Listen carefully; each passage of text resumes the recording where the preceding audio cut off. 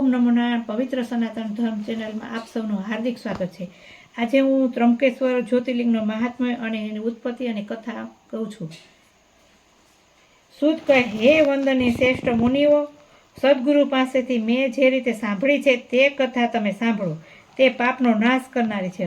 અગાઉ ગૌતમ નામે પ્રખ્યાત ઋષિવર હતા અને અહલ્યા નામની તેમની પત્ની હતી। તેઓ પરમ ધાર્મિક હતા। બ્રહ્મણ નામે પર્વત પર ગૌતમ 10,000 વર્ષ સુધી તપ આદર્યું। તે વ્રતધારી ઋષિએ કોઈ વખત ત્યાં 100 વર્ષ સુધી ભયંકર અનાવૃષ્ટિ થઈ, જરાય વરસાદ થયો નહીં। તેથી લોકો ત્યાં દુઃખી થઈ ગયા। ભયંકર અનાવૃષ્ટિ જોઈને ઋષિમુનિઓ તપ તથા પ્રાણાયામમાં લાગી ગયા। ગૌતમે વરુણને ઉદ્દેશીને તપ કરવા માંડ્યું। 6 વર્ષ સુધી પ્રાણાયામમાં જ લીન રહ્યા। વરુણદેવે વરદાન આપવા આવ્યા, તમે વરદાન માગો। ગૌતમે તે વેળાએ વરસાદની માગણી કરી। આથી વરુણ કહે, દેવોની આજ્ઞાને ઓળંગીને હું વરસાદ કઈ રીતે કરું? તે મારાથી બને તેવું નથી। સૂતજી કહે, ગૌતમનું પુનર કહે, હે દેવેશ્વર, હું જે માગું છું તે જ મને આપો। તમે જળ સમુદાયના ઈશ્વર છો, તમે મને જળ આપો। સૂત કહે કે એ રીતે ગૌતમે પ્રાર્થના કરી। તેથી વરુણ વચન આપતા કહ્યું, તમે ખાડો કરો। ગૌતમે એક હાથ ઊંડો ખાડો ખોદી નાખ્યો। વરુણે તે ખાડાને જળથી છલોછલ કરી અને ભરી આપ્યો। પછી વરુણદેવ કહે, હે જ્ઞાની મહામુનિ, આ ખાડો અખૂટ રહેશે, તે મહાન દિવ્ય તીર્થ બનીને રહેશે। અહીં દાન કર્યું હોય કે તપ કર્યું હોય, દેવોનું પૂજન કર્યું હોય કે શ્રાદ્ધ કર્યું હોય, તો આ ખાડો અખૂટ રહેશે અને ખૂટશે પણ નહીં, અવિનાશી ફળ દેનાર થશે। સૂત કહે, મહર્ષિ ગૌતમે ઋષિ સ્તુતિ કરેલા વરુણદેવ તે પછી અદૃશ્ય થયા। ગૌતમ ઋષિ પછી સુખી થયા। સાથે જ મોટાઓનો આશ્રય અને મોટાઈ મેળવવા માટે યોગ્ય છે, પરંતુ મહાપુરુષો જ તે જ સ્વરૂપ જોઈ શકે છે, બીજા લોકો તો સમજી શકતા નથી। માણસ જેવો પુરુષને સેવે છે તેવું ફળ તે પામે છે। દુર્લભ જળ પ્રાપ્ત કરીને ગૌતમે તે ઠેકાણે ડાંગર, જવ, સામો, મોરૈયો તથા અન્ય ધાન્યો વાવ્યા, ફળોના પણ પકવ્યા। તેથી ઘણા જીવો તથા મુનિઓ ત્યાં આવ્યા। તે વન સુંદર અને શ્રેષ્ઠ બની રહ્યું। એ ખાડાથી અનાવૃષ્ટિ હોવા છતાં તે લોકોને દુઃખ પડ્યું નહીં। ઋષિઓ સીધો ત્યાં રહ્યા અને આનંદ પામ્યા। સૂત કહે કે, હે વંદનીય બ્રાહ્મણો, દેવતાઓ કોઈ કાળે ગૌતમે તેમના શિષ્યોને પાણી માટે કમંડળ લઈને ત્યાં મોકલ્યા, ત્યારે તે વખતે ત્યાં ઋષિપત્નીઓ પણ આવી હતી। તેઓને શિષ્યોને જળ માટે આવેલા જોઈ તેમને ત્યાં અટકાવી દીધા અને તેઓ કહે, પહેલાં અમે ઋષિપત્નીઓ પાણી મેળવશું, તે પછી તમે દૂરથી લઈ શકશો। તેઓ શિષ્યોને એ રીતે તિરસ્કાર્યા। તેઓ પાછા ફર્યા। તેમણે ગૌતમ ઋષિની પત્ની અહલ્યાને જણાવ્યું, એટલે તેઓ પોતે શિષ્યોને હિંમત આપી અને આશ્વાસન આપીને સાથે લઈ ગયા। ત્યાં તપસ્વીની જળ લઈને તે શિષ્યનું આપ્યું ને આમ દરરોજ થવા લાગ્યું। ઋષિપત્ની આથી ક્રોધે ભરાય તે કુટિલ આશયવાળી સ્ત્રીઓ કુટીરમાં જઈ અને સઘળો વૃંતાંત જે બન્યું હતું તે ઉલટી રીતે સ્વામી સમક્ષ રજૂ કર્યો। મહર્ષિઓ તથા તે ગૌતમ ઋષિ ઉપર ગુસ્સે ભરાયા।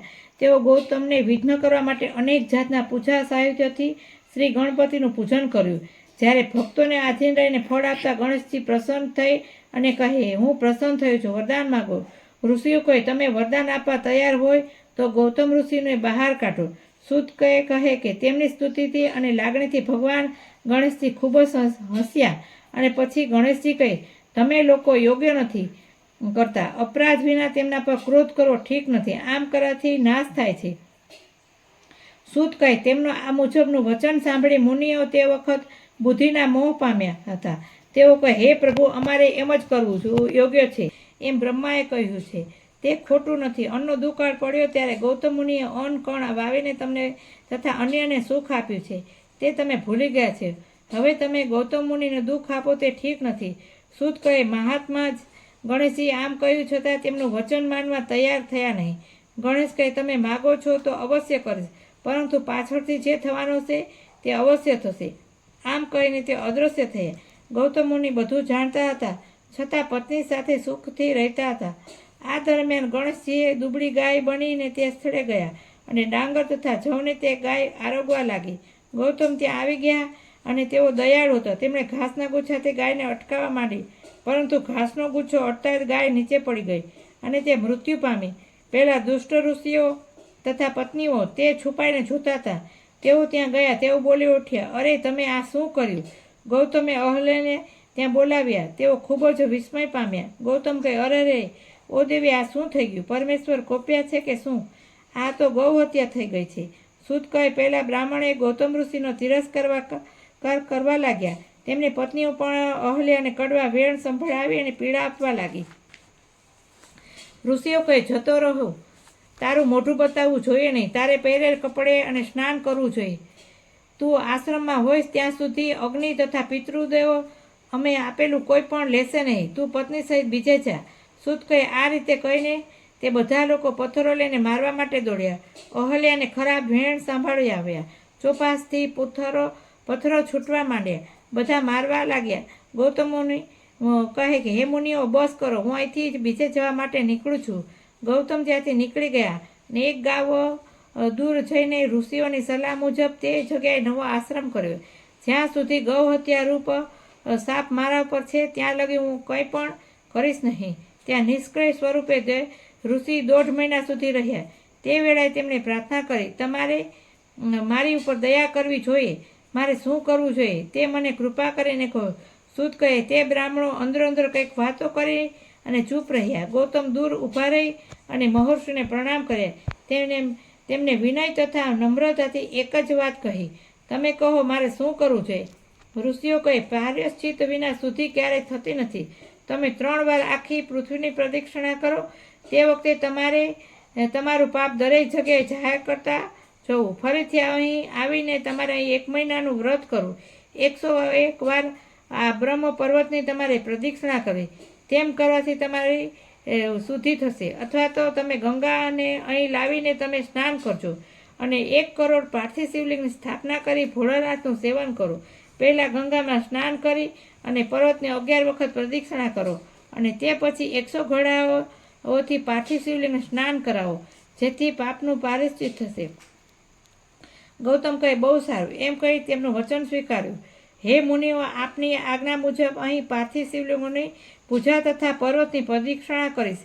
એમ કહી ગૌતમે પર્વતની પ્રદક્ષિણા કરી અને પાર્થિવ શિવલિંગો બનાવી તેમની પૂજા પણ કરી. પતિવ્રતા અહલ્યાએ પણ તે સાથે સર્વ પ્રાયશ્ચિત તે જ પ્રમાણે કર્યું. તેમજ શિષ્યો તેમની સેવા કરવા લાગે.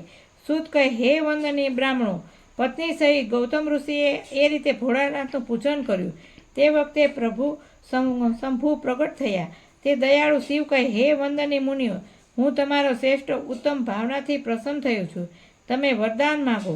ગૌતમ હાથ જોડીને કહે, હે દેવ, મને પાપ રહિત કરો. સૂત કહે, શિવજી તત્કાળ સુંદર વાક્ય કહે, તમે ધન્ય છો, સર્વકાળ પાપ રહિત છો. આ દુષ્ટાત્માઓએ તમને પજવ્યા છે, કપટ કર્યું છે. તમારા દર્શન માત્રથી લોકો પાપ રહિત બને છે. તેઓ દુરાચારી અને ગૌ હત્યારા છે. તમને શુદ્ધ થવા માટે ક્યાંય પ્રાયશ્ચિત નથી.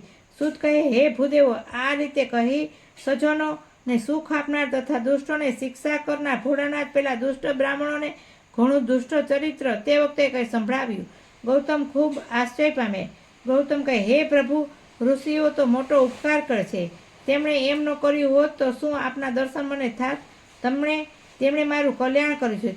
તેમના દુષ્ટ આચરણથી મારો મોટો સ્વાર્થ થઈ ચૂક્યો છે. સૂત કહે કે એ મુજબનું તેમનું વચન સાંભળી ભોળાનાથ ખૂબ જ પ્રસન્ન થયા. તેઓ કૃપા દ્રષ્ટિથી જોઈને કહે, હે બ્રાહ્મણોના ઇન્દ્ર, તમે સઘળા ઋષિઓ પણ ઘણા શ્રેષ્ઠ છો. તમે ઉત્તમ પ્રકારનું વરદાન માગો. સૂત કહે કે તે વખતે ગૌતમે 2 હાથ જોડીને વિનયપૂર્વક કહે, હે નાથ, આપની કૃપા મારા પર ઉતરી આવી તો હું ધન્ય બન્યો છું. પંચ લોકોએ જે કર્યું તે ઠીક કર્યું છે. તેમાં ફેરફાર થાય તે બરાબર નથી. માટે જે બન્યું છે તે ભલે થાય.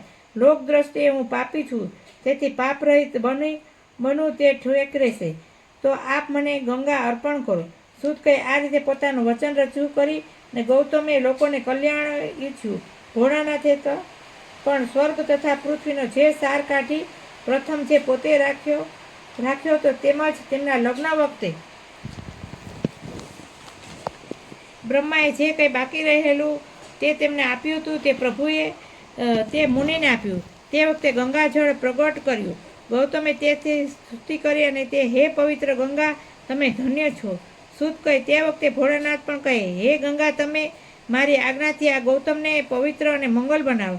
સૂત કહે, ભોળાનાથે આમ કહ્યું એટલે ગંગા કહે, હે પ્રભુ, પરિવાર સહિત ગૌતમ ઋષિને પવિત્ર કરીને હું મારા સ્થાને જતી રહીશ. હું આ સત્ય વાત કહું છું. સૂત કહે, ગંગા એમ કહ્યું ત્યારે ભક્તવત્સલ ભોળાનાથ લોકોના ઉપકાર કરવા ફરી ગંગા પ્રત્યે વચન કહે, હે દેવી, 28માં વ્યવસ્તુમાં મનુ થાય અને જ્યાં સુધી કલયુગ જતો રહે ત્યાં સુધી તમારે અહીં રહેવું. સૂત કહે કે સ્વામી ભોળાનાથનું એવું વચન સાંભળી નદીઓમાં શ્રેષ્ઠ મંગલ કરનારા ગંગા ફરી તેમને કહે, હે પ્રભુ, મારું મહાત્મય સર્વથી અધિક થાય અને ત્રિપુરા આતંક એટલે ભોલે હું અહીં પૃથ્વી પર રહીશ. સૂત કહે કે તેમનું આવું વચન સાંભળી ભોળાનાથ ગંગાને કહે, હે ગંગા, તમે ધન્ય છો, હું તમારાથી જુદો નથી, તો પણ હું અહીં તમારી સાથે રહું છું, તમે પણ અહીં રહો. સૂત કહે, ભોળાનાથ સ્વામીનું આ મુજબનું વચન સાંભળી ગંગા પ્રસન્નચિત્ત થયા. તેમણે ભોળાનાથની પૂજા કરી. આ દરમિયાન દેવો, પુરાતન ઋષિઓ, અનેક તીર્થો તથા અનેક જાતના ક્ષેત્રો ત્યાં આવ્યા. તેમણે જય જય જય એમ કહ્યું અને ગૌતમને ગંગાની તથા ભોળાનાથની આદરથી પૂજા કરી. તે પછી વિષ્ણુ, બ્રહ્મા વગેરે બધા દેવો હાથ જોડી ગરદન ઝુકાવીને સ્તુતિ કરી ગંગા તથા ભોળાનાથને કહે, હે દેવો, વરદાન માગો. દેવો કહે, હે ભોળાનાથ, ઓ ગંગા દેવી, તમારે લોકહિત અને કલ્યાણ માટે અહીં રહેવું જ જોઈએ. ગંગા કહે, તમે સર્વનું કલ્યાણ કરવા અહીં કેમ રહેતા નથી? જો તમે અહીં રહેતા ન હો તો હું પણ આ ગૌતમને પવિત્ર કરીને પાછી મારા સ્થાને જઈ, તમે રહેશો તો હું પણ રહીશ. દેવો કહે, હે ગુરુ બૃહસ્પતિ, જ્યારે સિંહ રાશિમાં આવશે ત્યારે અમે બધા અહીં આવીને રહીશું. 11 વર્ષ સુધી લોકોના પાપ ધોઈને પવિત્ર થઈ ને અમે આપની પાસે જ આવીશું. આ અમારું સત્ય કથન છે. તેથી ભોળાનાથ અને તમારે અહીં રહેવું જ જોઈએ. બૃહસ્પતિ જ્યાં સુધી સિંહ રાશિમાં રહેશે ત્યાં સુધી અમે રહીશું. શંભુના દર્શન કરી અને ગંગા સ્નાન થકી અમે બધા પાપોથી છૂટી જઈશું. સૂત કહે, આ રીતે દેવો તથા મહર્ષિ ગૌતમી પ્રાર્થના કરી. તેથી ભોળાનાથ તથા ગંગા પ્રેમથી ત્યાં રહ્યા. એ ગંગા તે પછી ગૌતમી કહેવાય. એ જ શિવલિંગ ત્રંબકેશ્વર નામે જાણીતું બન્યું. તે પાપનાશ કરનાર છે. બૃહસ્પતિ સિંહ રાશિમાં હોય છે ત્યારે સર્વતીર્થો, ક્ષેત્રો અને દેવો ત્યાં આવે છે, પણ જ્યાં સુધી તેઓ ત્યાં રહે છે ત્યાં સુધી તેમને કંઈ જ ફળ મળતું નથી. પણ તેઓ પોતાના સ્થાને જાય ત્યારે જ તેમનું ફળ પ્રાપ્ત થાય છે. તે ત્રંબકેશ્વરનું નામનું શિવલિંગ જ્યોતિર્લિંગ તરીકે જાણીતું છે. તે ગૌતમીને કિનારે રહી મોટા પાપોનો નાશ કરી રહેલ છે. જે મનુષ્ય ત્રંબકેશ્વર નામનું જ્યોતિર્લિંગને શ્રદ્ધાથી, ભક્તિથી અને આસ્થાથી પૂજન કરશે તેમનું જીવન સદા સુખદાયી અને શાંતિપૂર્ણ બને છે. લોકમાં અને પરલોકમાં પણ મુક્તિ દેનાર છે. હે મુક્તેશ્વરો, તમે મને જે પૂછ્યું મેં તમને કહ્યું. હવે તમે બીજું શું સાંભળવા ઈચ્છો છો તે કહો, હું તમને અવશ્ય કહીશ. ઋષિએ કહે, હે ભગવાન, ગંગા જળ રૂપે ક્યાંથી પ્રગટ્યા તે કહો. તેમનું મહાત્મય કેમ થયું તે પણ કહો. ગૌતમને દુઃખ આપનાર બ્રાહ્મણોનું શું થયું તે પણ અમને કહો. સૂત કહે, તે વખતે ગૌતમે જ્યારે પ્રાર્થના કરી ત્યારે જ ગંગા બ્રહ્મ પર્વત પર નીચે ઉતર્યા. તેમનો પ્રવાહ ઉમરાના વૃક્ષની છાયામાંથી જ્યારે બહાર નીકળ્યો ત્યારે પ્રખ્યાત મુનિ ગૌતમે તેમાં હર્ષથી સ્નાન કર્યું. તેમજ ગૌતમના શિષ્યો તથા બીજા જે મહર્ષિ ત્યાં આવ્યા તેઓ પણ તે હર્ષથી સ્નાન કર્યું. તે સ્થળ ગંગાદ્વાર નામે જાણીતું બન્યું. પહેલાં બ્રાહ્મણો ત્યાં જ સ્નાન કરવા લાગ્યા એટલે તરત જ ગંગા અદૃશ્ય થયા. તે વખતે ગૌતમ તરત જ માં એમ ન કરો એમ બોલી ઉઠ્યા. તેમણે માથું ઝુકાવીને સ્તુતિ કરી, પ્રાર્થના કરી. તેઓ સજ્જન છે પરંતુ લક્ષ્મીના મતથી અંધ બનેલ છે. એમના પુણ્યના પ્રભાવથી આપના દર્શન દો. સૂત કહે, તે પછી હે શ્રેષ્ઠ ઋષિઓ, આકાશ મંડળમાંથી વાણી ઉત્પન્ન થઈ. તે વાણી આવી હતી, આ લોકો ખૂબ જ દુષ્ટ અને ક્રુદ્ધની અને સ્વામીનો દ્રોહ કરનાર છે. તેઓ દર્શન કરવાને યોગ્ય નથી. ગૌતમ કહે, હે વંદની માતા, તમે મને સાંભળો. આ મહાપુરુષોની જે વાણી છે તેમજ ભોળાનાથ ભગવાનનું પણ આ વચન તમારે સત્ય કરવું યોગ્ય છે. જે માણસ અપકાર કરનારે પ્રત્યે ઉપકાર કરે તેને લીધે હું આ લોકમાં ખરેખર પવિત્ર કહેવાઉં છું. સૂત કહે, ગૌતમ મુનિનું આ તે મુજબનું વચન સાંભળી આકાશમાંથી પૂર્ણ ગંગાની વાણી ઉત્પન્ન થઈ. હે ગૌતમ ઋષિ, તમે સત્ય કહો છો. તેમ છતાં પણ જો ગંગાજળનો સંગ્રહ કરવા તેઓએ ચોક્કસ પારેશ્ચિત કરવું જોઈએ. આ કાર્ય તમારે આધીન રહીને કરવું જોઈએ. આમ થશે તો તેઓ દુષ્ટ કર્મ કરનારા મારું દર્શન પામી શકશે. સૂત કહે, તેમનું આ મુજબનું વચન સાંભળી તે બધાએ ગૌતમ ઋષિને યાચક તરીકે પ્રાર્થના કરી. તેઓ કહે છે, અમારો અપરાધ ક્ષમા કરો. હવે તે બાદ ગૌતમ ઋષિએ પુનઃ ગંગાજીને પ્રાર્થના કરી. તે ગંગાજી પુનઃ કુશાવત નામના સ્થળે પ્રગટ્યા. તે સ્થળે કુશાવત નામે જાણીતું બન્યું.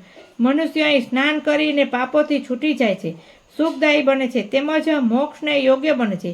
ઋષિઓ કહે, હે સૂત, અમે તે અલગ રીતે સાંભળ્યું છે, તેનું અમે વર્ણન કરીએ છીએ, તે તમે સાંભળો. ગૌતમે ક્રોધાયમાન થઈ ને તે ઋષિઓને શાપ આપ્યો છે. સૂત કહે, હે બ્રાહ્મણો, અમુક જુદા જુદા કલ્પની વાતો આ પ્રમાણે છે, પણ સત્ય છે. કથા તે હું તમને ટૂંકમાં કહું છું. ગૌતમ ઋષિએ દુષ્કાળની સ્ત્રી જોઈને વરુણે તપ કર્યું. વરુણદેવ પ્રસન્ન થયા. તેમણે જળ ભંડાર આપ્યો. ઋષિએ ગૌતમે અન્નની ખેતી કરી. ઋષિને દુષ્ટ પત્નીઓ ઈર્ષા થઈ. તેમણે તેમના બ્રાહ્મણ પતિઓના કાન ભંભર્યા. તેમણે કપટી આશયથી બનાવટી ગાય ઊભી કરી ને ગૌતમે ઘાસના પૂળાને ગાયને હાંકવા ઘાસ માર્યું. ગાય મૃત્યુ પામી ને કપટી ઋષિઓ કોલાહલ મચાવ્યો. ગાય મારી એમ બૂમો પાડી. પણ ગાય બનાવટી છે તેમ જાણ્યા પછી તે ગૌતમે તેમને શાપ આપ્યો. તમે બધા દુષ્ટાત્મા છો. તમે શિવ ભક્ત ઋષિ ગૌતમને દુભાવ્યા છો. તમે બધા સર્વકાળે વેદથી વિમુખ થઈ જવા. આજથી માંડીને વેદમાં કહેલા સુકર્મ ઉપર તમને શ્રદ્ધા ન રહે. તમને મુક્તિદાયક શિવ માર્ગ પણ શ્રદ્ધા ન રહે. આજથી તમે વેદ માર્ગથી વિમુખ અને મોક્ષ માર્ગ રહિત એવા દુષ્ટ માર્ગમાં તમને શ્રદ્ધા થાવો. તમારા કપાળમાંથી માટીથી ખરડાયેલા થાવો. તમે બધા બ્રાહ્મણો નરકમાં પડજો. તેમ કેવળ શિવને પરમદેવ માનનારા નહીં રહો, પરંતુ અદ્વૈત શિવ રૂપ ભોળાનાથ ને બીજા સામાન્ય દેવ જેવા માણસો તેમને શિવની પૂજા આદિ કર્મમાં પ્રીતિ ન થાવો. શ્રદ્ધાવાન ભક્તો શિવ પૂર્વ પર તેમને પ્રેમ ન રહો. મેં તમને જેટલા શાપ આપ્યા છે તે તમારા સંતતિ વિશે પણ કાયમ રહો. તમે બધા તમારા પુત્રો સહિત નરકમાં જાઓ. તમે નિંદા કરનારા તથા ગુસ્સાઓની મુદ્રા અને નિશાનીવાળા રહેશો. સૂત કહે, આ રીતે સર્વ મુનિઓને શાપ દઈ ગૌતમ પોતાના આશ્રમમાં ચાલ્યા ગયા. તેઓ શિવ ભક્તિ કરીને પાવન બન્યા. પહેલા બ્રાહ્મણો અને ઋષિઓ પછી મનોમન ઘણું દુઃખ પામ્યા. તેમને પછી ભ્રષ્ટ થઈને કાચી નગરીમાં જઈને વસ્યા. તેમના પુત્રો પણ શિવ ધર્મથી ભ્રષ્ટ થયા. આગળ જતાં કલયુગમાં તેમને જેવા જ દુષ્ટ ઘણા ઉત્પન્ન થયા.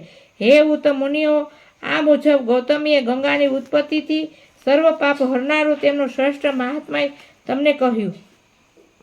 ત્રંબકેશ્વર જ્યોતિર્લિંગનું મહાત્મય પણ મેં તમને કહ્યું, જેને સાંભળીને મનુષ્ય સર્વ લોકોને પાપોમાંથી છૂટી જાય છે, શાંતિ મેળવે છે અને સુખદાયી બને છે. હવે તો આ મહાત્મા જ્યોતિર્લિંગનું મહાત્મા હું તમને કહું છું, તે સાંભળો અને પાપ હરનારો છે. ઓમ નમો નારાયણ.